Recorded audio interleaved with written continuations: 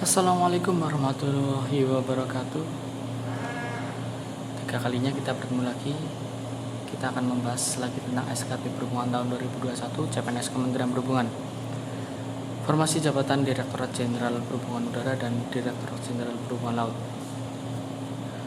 Ada petugas Aviation Security Offset dengan formasi 131, petugas pertolongan kecelakaan penerbangan dan pemadam kebakaran PKPPK dengan formasi 327, tugas mekanik bandara dengan formasi 134, teknisi penerbangan terampil dengan formasi 252, pengawas keselamatan kapal dengan formasi 64. Yang pertama kita bahas tentang pengawas keselamatan kapal Direktorat Jenderal Perhubungan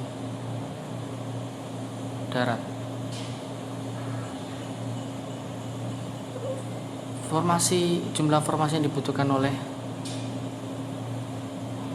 Direktorat Jenderal Perhubungan Darat dan formasi jabatan pengawas keselamatan kapal adalah 68. Kehadiran jumlah peserta yang mengikuti adalah 66. Jadi peserta yang mengikuti lebih sedikit dari formasi yang dibutuhkan dengan kehadiran 64, dan pemenuhan passing grade adalah 54 orang dan peserta SKB 54 karena jumlah peserta yang lulus passing grade masih kurang untuk memenuhi jumlah formasinya. Jadi kemungkinan besar untuk pengawas keselamatan kapal Direktorat Jenderal Perhubungan Darat adalah lulus semua karena jumlah alokasi formasi yang dibutuhkan dan jumlah peserta lebih banyak jumlah formasinya. Ini hanya tes SKB ini bisa hanya untuk meranking saja. Insya Allah semua dari 54 peserta yang bisa hadir bisa lulus CPNS Kementerian Perhubungan tahun 2021. Berikut kita akan bahas soal SKB tentang formasi jabatan petugas aviation security, petugas pertolongan kecelakaan penerbangan dan pemadam kebakaran, petugas mekanik bandara, teknisi penerbangan terampil, pengawas keselamatan kapal. Kita akan mulai. Undang-Undang Negara Republik Indonesia tentang penerbangan adalah A. Undang-Undang Nomor 1 Tahun 2005, B. Undang-Undang Nomor 1 Tahun 2006, C. Undang-Undang Nomor 1 Tahun 2007, D. Undang-Undang Nomor 1 Tahun 2008, dan E. Undang-Undang Nomor 1 Tahun 2009. Jawabannya adalah E. Undang-Undang Nomor 1 Tahun 2009. Setiap mesin atau alat yang dapat terbang di atmosfer karena gaya angkat dari reaksi udara tetapi bukan karena reaksi udara terhadap permukaan bumi yang digunakan untuk penerbangan disebut A. Pesawat udara, B. Pesawat terbang, C. Helikopter, D. Pesawat udara negara, dan E. Pesawat niaga. Jawabannya adalah A. Pesawat udara. Pesawat udara yang lebih berat dari udara, bersayap tetap, dan dapat terbang dengan tenaga sendiri disebut A. Pesawat udara, B. Pesawat terbang, C. Helikopter, D. Pesawat udara negara, dan E. Pesawat niaga. Jawabannya adalah B. Pesawat terbang. Pesawat udara yang lebih berat dari udara, bersayap putar, yang rotornya digerakkan oleh mesin disebut A. Pesawat udara, B. Pesawat terbang, C. Helikopter, D. Pesawat udara negara, dan E. Pesawat niaga. Jawabannya adalah C. Helikopter. Pesawat udara yang digunakan oleh Tentara Nasional Indonesia, Kepolisian Republik Indonesia, Kepabeanan, dan instansi pemerintah lainnya untuk menjalankan fungsi dan kewenangan penegakan hukum serta tugas lainnya sesuai dengan peraturan perundang-undangan disebut A. Pesawat udara, B. Pesawat terbang, C. Helikopter, D. Pesawat udara negara, dan E. Pesawat niaga. Jawabannya adalah D. Pesawat udara negara.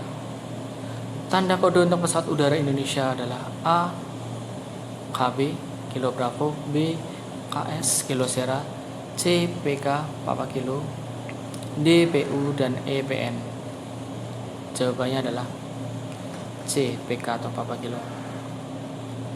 Pesawat udara yang digunakan untuk kepentingan angkutan udara niaga dan bukan niaga adalah A. Pesawat udara Indonesia, B. Pesawat udara sipil, C. Pesawat terbang nasional, D. Pesawat terbang internasional, dan E. Pesawat terbang domestik. Jawabannya adalah B. Pesawat udara sipil. Setiap kegiatan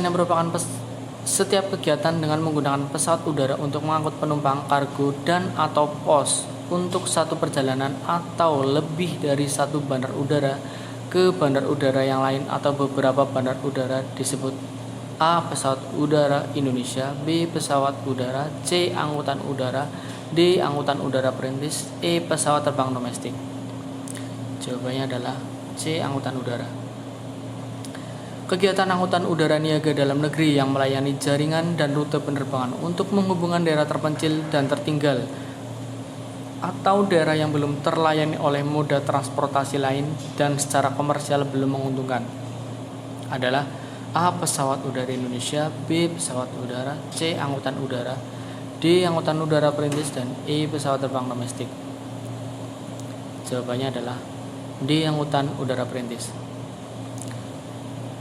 Kawasan di daratan dan atau perairan dengan batas-batas tertentu yang digunakan sebagai tempat pesawat udara mendarat dan lepas landas, naik turun penumpang, bongkar muat barang, dan tempat perpindahan intra dan antar moda transportasi yang dilengkapi dengan fasilitas keselamatan dan keamanan penerbangan serta fasilitas pokok dan fasilitas penunjang lainnya disebut A. Bandar udara, B. Bandar udara internasional, C. Bandar udara pengumpul, D. Bandar udara pengumpan, dan E. Bandar udara domestik. Jawabannya adalah A. Bandar udara. Bandar udara yang ditetapkan sebagai bandar udara yang melayani rute penerbangan dalam negeri dan rute penerbangan dari dan ke luar negeri disebut A. Bandar udara, B. Bandar udara internasional, C. Bandar udara pengumpul, D. Bandar udara pengumpan, dan E. Bandar udara domestik. Jawabannya adalah B. Bandar udara internasional. Bandar udara yang mempunyai cakupan pelayanan yang luas dari berbagai bandar udara yang melayani penumpang dan atau kargo dalam jumlah besar dan mempengaruhi perkembangan ekonomi secara nasional atau berbagai provinsi adalah A. Pangkalan udara, B. Bandar udara internasional, C. Bandar udara pengumpul, D. Bandar udara pengumpan, E. Bandar udara domestik. Jawabannya adalah C. Bandar udara pengumpul. Bandar udara yang ditetapkan sebagai bandar udara yang melayani rute penerbangan dalam negeri disebut A. Pangkalan udara, B. Bandar udara internasional, C. Bandar udara pengumpul, D. Bandar udara pengumpan, dan E. Bandar udara domestik. Jawabannya adalah bandar udara domestik E. Bandar udara yang mempunyai cakupan pelayanan dan mempengaruhi perkembangan ekonomi terbatas disebut A. Pangkalan udara, B. Pangkalan udara internasional, B. Bandar udara internasional, C. Bandar udara pengumpul, D. Bandar udara pengumpan, dan E. Bandar udara domestik. Jawabannya adalah D. Bandar udara pengumpan.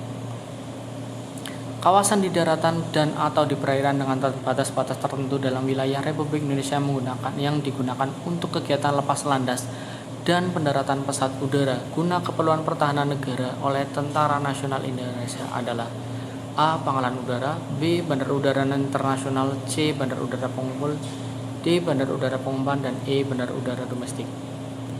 Jawabannya adalah A. Pangkalan udara. Wilayah daratan dan atau perairan serta ruang udara di sekitar bandar udara yang digunakan untuk kegiatan operasi penerbangan dalam rangka menjamin keselamatan penerbangan adalah A. DLKR, B. DLKP, C. KKOP, D. KSOP, dan E. DKT. Jawabannya adalah C. KKOP.